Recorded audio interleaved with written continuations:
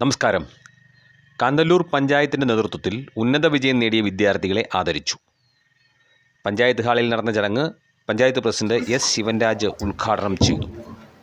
எல்லாருக்கும் வணக்கம். இன்றைக்கி பார்த்திங்கன்னா நமக்கு இந்த சாம்பத்திய வருஷத்தில் புதிய பரணசமிதி நாங்கள் ஏற்ற உடனே அப்போது எங்களால் தெரிஞ்ச ஒரு ஆலோசனை ஃபஸ்ட்டு நமக்கு நம்ம மேഖലയിൽ படிக்கிற பிள்ளைகளை പ്രോത്സാഹിപ്പിക്കണം, ഉത്സാഹപ്പെടുത്തണം ഒരു ലക്ഷ്യത്തോட கிராம பஞ்சாயத்து பார்த்திங்கன்னா 10ஆம் கிளாஸ் படித்த பிள்ளைகள் ശരിക്കും 10ஆம் கிளாஸில் 10 சப்ஜெக்ட் இருக்குது. அப்போ ஃபுல் A+ன்னு கூப்பிட்டா கொஞ்சம் பிள்ளைங்க தான் வருவாங்க. அதனால் நாங்கள் டீச்சர்ஸ்லாம் ஒன்று ஆலோசித்து அப்போது 6 A+க்கு மேலே வாங்கின பிள்ளைகளையும் +2ல் 6 சப்ஜெக்ட் இருக்குது, 4 A+ம் அதுக்கு மேலே வாங்கினவங்களையும் ஆதரிக்கணும்னு சொல்லி ஒரு தீர்மானம் எடுத்தோம். இந்த தீர்மானத்தில் சில குறைவுகள் தான் நீங்கள் ക്ഷമിക്കണം. அது மாத்திரம் இல்லாமல் ஒரு யோகத்தில் அபிப்பிராயங்கள் நீங்கள் சொல்லணும். அபிப்பிராயம் சொல்லும் போது நமக்கு நிறைய மாற்றங்கள் வருத்தி கொண்டு போகலாம். நம்ம மேഖലയെ சம்மந்திச்சிட்டு எனக்கு தெரிஞ்சதில் பார்த்திங்கன்னா SSLC படிச்சுட்டு கம்ப்யூட்டர் சென்டரில் போய் அலாட்மெண்ட் வைக்கும்போது பிள்ளைகளுக்கு என்ன படிக்கணும்னே தெரியல. முந்தா நேற்று கூட ஒரு பேரண்ட்ஸ் என்னை கூப்பிட்டு இங்கேருந்து 8 மணிக்கு ஒரு யாத்திரை செஞ்சு போய் இருக்கக்கூடிய ஸ்கூலில் சரிக்கும் அங்கே போய் நான் பெர்மனெண்ட்டாக ஸ்கூலில் சேர்த்துட்டு வந்தேன் என் குழந்தைய. ஆனால் என் குழந்தை போக மாட்டுக்கு மாற்றணும் பிரசிடண்ட் NCன்னு சொன்னாங்க. அப்போது என்ன படிக்கணுங்கிற ஒரு அபிப்பிராயமும் குழந்தைகளுக்கு தெரியலை. அப்புறம் நம்ம மேഖല இப்பவும் பின்னோக்க மேഖലயாகவே நம்ம நிற்கிறோம். பிள்ளைகளை ப்ரோத்சாகப்படுத்தணும்.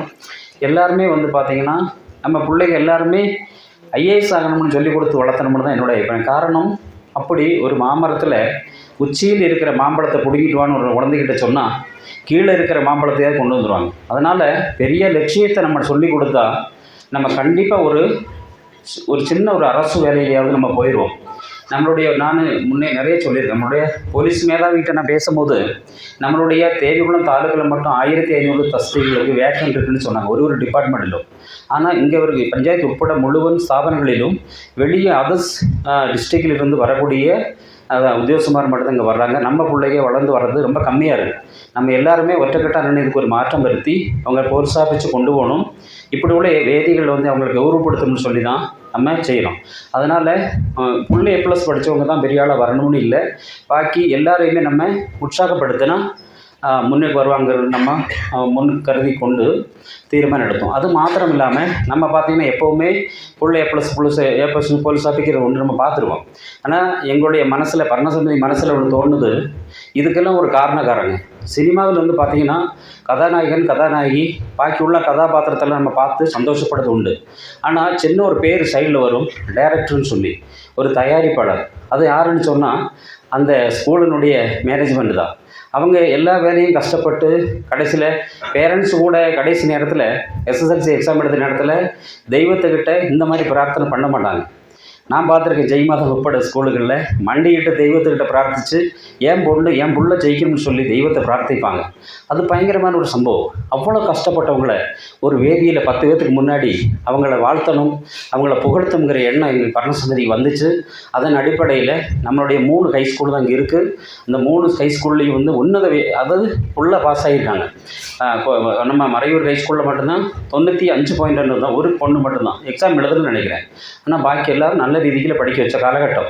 நாங்கள்லாம் படிக்கிற சமயத்தில் பாஸ் ஆகிறது பெரிய சரித்திரம். அதாவது பேப்பரில் தான் ரிசல்ட் வரும், காலையில் பஸ்ஸில் தான் வரும். பாஸ் ஆகிறது பெரிய ஒரு சரித்திரம். இன்றைக்கி பார்த்திங்கன்னா ஆல் பாஸ் ஆக்கி அந்த அளவுக்கு முன்னேற்றி கொண்டு வந்திருக்காங்கன்னு சொன்னால் எல்லா ஸ்கூலினுடைய மேனேஜ்மெண்ட்டு அதை மறக்க முடியாது. கண்டிப்பாக உங்கள் கூட கிராம பஞ்சாயத்து கூட இருக்கும். எல்லா விதமான சப்போர்ட்டுகளும் கண்டிப்பாக உண்டாகும்னு கேட்டுக்கொண்டும் இதில் பார்த்திங்கன்னா நம்ம குழந்தைகளை நம்ம ப்ரோத்சாகப்படுத்துறதுக்கு வேண்டி தான் நம்ம கொடுத்துருக்கோம். நல்ல ரீதி இங்கே வந்திருக்க குழந்தைகள் எல்லாமே நீங்கள் படித்து பெரிய ஆளுகளாக அங்கே வரணும், பெரிய ஒரு உத்தியோகத்தில் வரணும், உங்களுடைய கனவுகளெல்லாம் பெருசாகவே இருக்கணும். இன்றைக்கே உங்களுடைய கனவுகளை பெரிய அளவில் நம்ம சிந்திக்கப்படணும்னு கேட்டுக்கொண்டோம். இந்த சிறிய விழாவிற்கு எங்களை அழைப்பேற்ற அனைவருக்கும் வரவேற்பு கொடுப்பது வேண்டி கிராம பஞ்சாயத்தினுடைய செயலாளர் அவர்களை அன்புடன் அழைக்கிறேன். വിദ്യ കൊണ്ട് നേടുന്നത് നിങ്ങളിൽ എന്നും നിലനിൽക്കും. എല്ലാവർക്കും പല അഭിരുചികളായിരിക്കും.